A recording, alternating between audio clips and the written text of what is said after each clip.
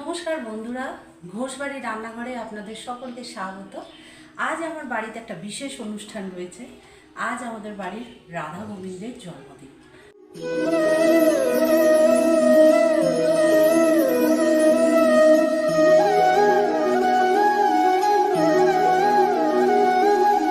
সেই উপলক্ষে আজ 15 বছর ধরে আমাদের রাধা গোবিন্দের জন্মদিন এই বাড়িতে উদযাপন করা হয়। তার জন্যে আজ রান্নাঘরে একটু বেশি আয়োজন, ওই জন্য আজ আমি রান্নাঘরে শ্যুট করতে পারছি না, বাইরে গিয়ে রান্নাটা করতে হবে। আজ আমাদের রান্নাঘরে হবে খিচুড়ি, পোলাও,